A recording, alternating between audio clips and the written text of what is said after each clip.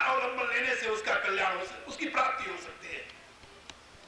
लेकिन गीता में तो बताया गया कि उस त्रयी धर्म का अनुसरण करने पर भी जीव अपने परम कल्याण का संपादन नहीं कर पाता। वह जो विधियात्मक धर्म है, यदि उसको यथार्थ रूप से किया भी जाए विधि पूर्वक, तब भी उसका परिणाम छीड़े पूड़े मतलोकम विसंति, यही होता है। त्रैविद्या सोमपापूत पापा यज्ञ दृष्टा स्वगतिम प्रार्थयन्ते ते पुण्यमासाद्य सुरेंद्रलोकम अस्मन्त दिव्यान दिव्यदेव भोगान ते तम भुक्त्वा स्वर्गलोकम विशालम छीड़े पूड़े मतलोकम विसंति एवं त्रयी धर्म मनु प्रपन्नागतागतम काम कामवन्ति। लेकिन जीवन की समस्याओं का समाधान स्वर्ग की प्राप्ति में तो नहीं छिपा हुआ है। जीवन के सामने जब समस्याएं आ जाती हैं तो स्वर्ग को तिलांजलि दे देता है।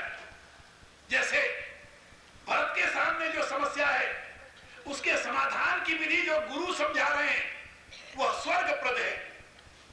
अनुचित उचित विचार तरि जे पालई पितुबैन ते भाजन सुख सुजस कर बसई अमर पति ऐन।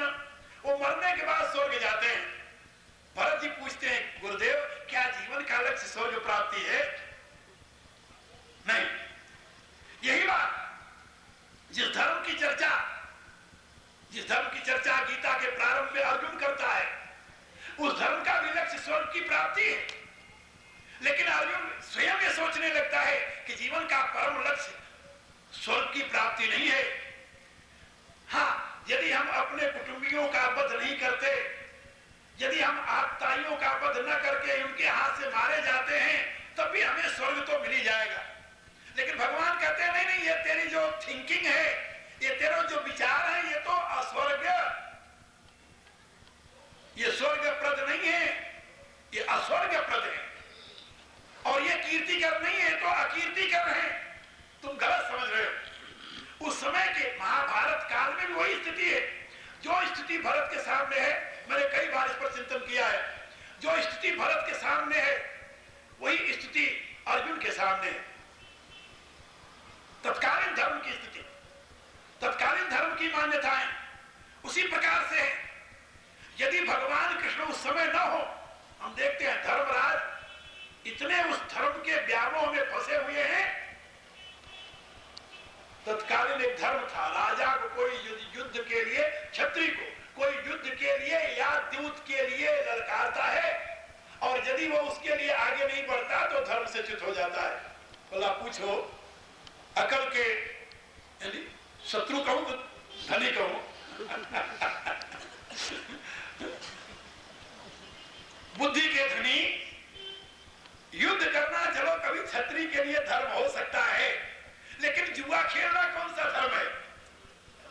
जिसकी निंदा वेद में, ऋग्वेद में एक मंत्र है, एक सूक्त है, पूरा का पूरा सूक्त है जो जुए की निंदा करता है।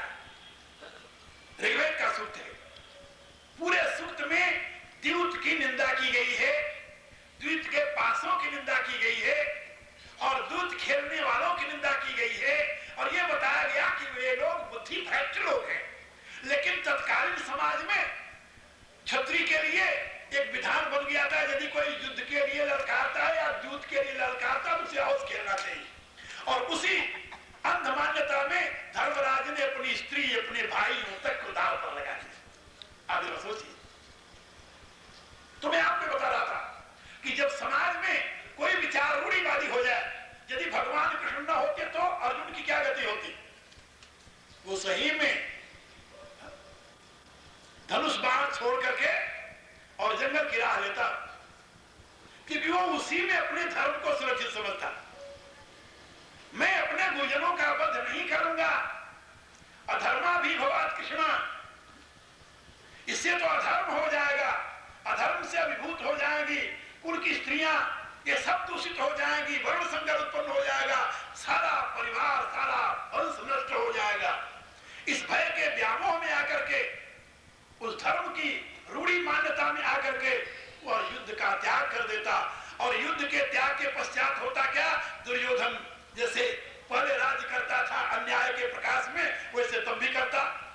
आज तो लोगों के सामने ये उदाहरण है कि अन्यायी का सर्वथा नाश होता है, फिर ऐसे बाज नहीं आते। और यदि महाभारत के युद्ध में अर्जुन भग जाता और दुर्योधन विजयी होता तो लोग ये कहते कि अन्याय की विजय होती है, सत्य में वजयते की बजाय असत्य में वजयते की घोषणा होने लगती। असत्य में वजयते ना नृतम ऐसा हो जाता। अभी तो है सत्य में वजयते ना नृतम। लेकिन समय समय पर महापुरुष इस प्रकार की समस्याओं से जूझने के लिए और एक नई दिशा प्रदान करने के लिए समाज में अवतरित हुआ करते हैं। ऐसे एक महात्मा भरत हैं जिनके सामने इस प्रकार की समस्या आ गई है। गुरु कहते हैं, मां कहती है, बाप कहता है, विमाता कह रही है, मंत्री कह रहा है, सारा अयोध्या का सभ्य समाज कह रहा है कि भरत तुम राज अपना लो। लेकिन भरत हाथ जोड़ करके सबके सामने खड़े होकर के एक प्रार्थना करते हैं। प्रार्थना उनकी केवल ये है, यही में जानो मोर हित के आपन बड़का। दो बातें मुझे बता दीजिए, मेरे राज्य ग्रहण में मेरा हित समझते हैं या अपना हित समझते हैं? हित किसका? यदि मेरे हित की कल्पना कीजिए कि राज में अपने हित के लिए करूं, ये आपको भ्रम है। यदि मैं इस राज को स्वीकार कर लूंगा तो मेरा हित नहीं होगा, मेरा सर्वनाश हो जाएगा, मेरी आत्मा का हनन हो जाएगा। इसमें मेरा हित नहीं है, क्योंकि मेरा हित किसमें है वो मैं जानता हूं। हित हमारे सियपति सेवकाई, सो हरिलीन मातु कुटिलाई। तो मेरा हित इसमें नहीं है, मेरा हित तो श्री सीतानाथ की उपासना सेवा में है, अपने बड़े भाई के चरणों के अनुकरण करने में है। और यदि आप अपना भला समझते हैं राज्य से, तो ये बात याद रखो, मोहि राज हठि देहि हउ जबहि, ये रसार सात जाहि तबहि। यदि आपने हट करके मुझे राज दे दिया, इसमें आपका भी हित होने वाला नहीं है, ये पृथ्वी रसातल को चली जाएगी। क्यों?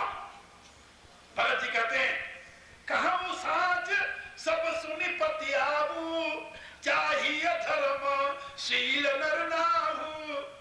ये बात मैं सत्य कहता हूं, सभी लोग इस पर विश्वास करें। राजा को धर्मशील होना चाहिए।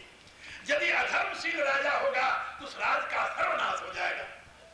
आज प्रत्यक्ष हम देख रहे हैं, अधर्मशील शासक की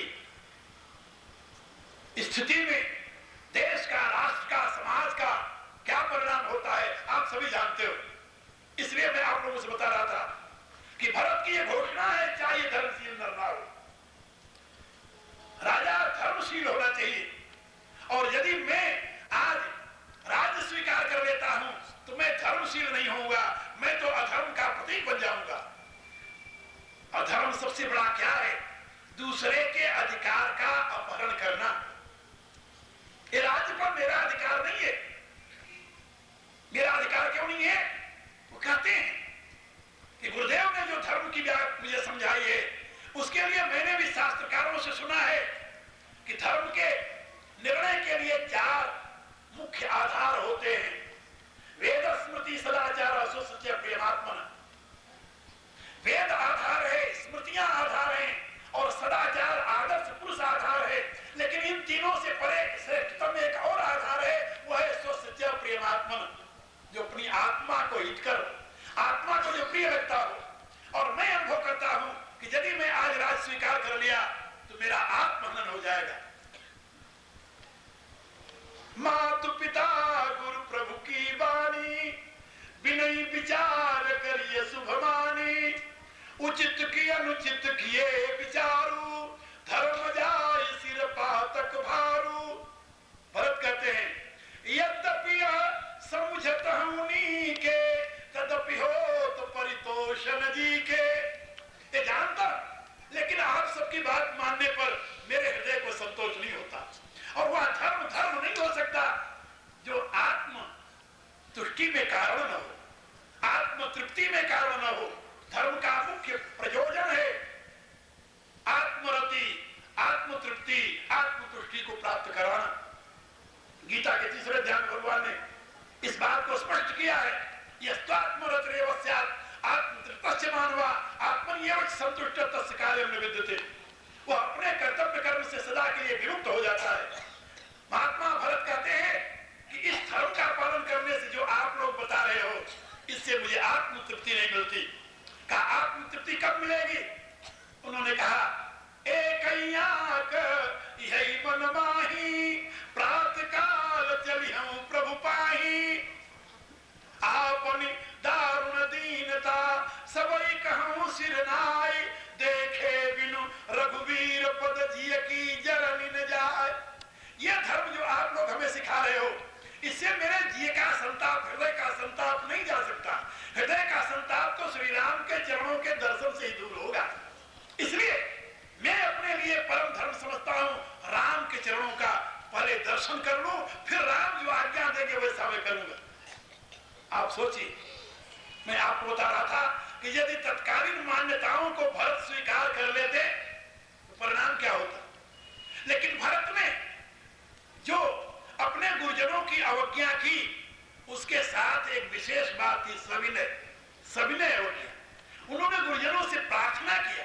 गुरु वशिष्ठ से कहा गुरुदेव आप मेरे लिए गुरु विवेक सागर जग जाना, जिन्हीं विश्व कर बदर समाना, मोकह तिलक साज सज सोऊ, भय विधि विमुख विमुख सब कोऊ। गुरु तो मेरे विवेक के समुद्र है, इनमें कभी अविवेक की गंध भी नहीं हो सकती। लेकिन ऐसे विवेक निधि गुरु मेरे लिए राज्य का उपहार हमें प्रदान कर रहे हैं, इसमें इनकी गलती नहीं है, तो मेरे विधाता रूठ गया है, उसी का परिणाम। मेरे कहने का अभिप्राय कि गुरु को भी, मंत्रीगण को भी, सभासद को भी, जितने वहां उपस्थित हुए थे, सबके लिए भरत का एक विनम्रता के साथ जो उत्तर था वह सबको निरुत्तर बना दिया और सब में एक नया उत्साह भर दिया, नई दिशा भर दी, नई ज्योति भर दी, नया उमंग भर दिया और नई चेतना के साथ उन्होंने नए जीवन का सूत्रपात किया। इसलिए रामायण के आदर्श पुरुषों में भरत का प्रमुख स्थान है और उन्होंने तत्कालीन रूढ़ियों से मुक्त होने के लिए एक दिशा प्रदान की और ये बताया कि जहां पर जिस बात के लिए तुम्हारे गुरुजन श्रेष्ठ जन हट करते हो, विनम्रता के साथ उनकी अवज्ञा कर दो, कोई पाप नहीं होगा। धर्म विधियात्मक नहीं है, जीवन के विकास की विधा निर्धारित नहीं की जा सकती, वो कोई सीधी रेखा के समान ऐसी वस्तु नहीं है। उसमें विवेक का मूल आधार होना परम आवश्यक है। विवेक के प्रकाश में जो कुछ भी जीवन विकास के लिए हितप्रद हो, उसी को ग्रहण करना ये धर्म का यथार्थ स्वरूप है। जो बात रामायण में हमें भरत के चरित्र से मिलती है, यही बात गीता में भगवान कृष्ण ने अर्जुन को समझाई कि भाई धर्म जो है, जो तुम मान रहे हो वो धर्म नहीं है, वो तो अधर्म का ही एक दूसरा रूप है। धर्म तो विवेक पर प्रतिष्ठित है। इसलिए ज्ञानम ते हंस विज्ञानम विधर्म क्षाण से भगवान ने कहा कि धर्म ज्ञान विज्ञान युक्त होता है और ज्ञान विज्ञान घिसी पिटी विचारों की मान्यता का नाम नहीं है। ज्ञान विज्ञान दोनों नित्य विवेक के प्रकाश में आविर्भूत हुआ करते हैं जीवन में व्यक्ति के।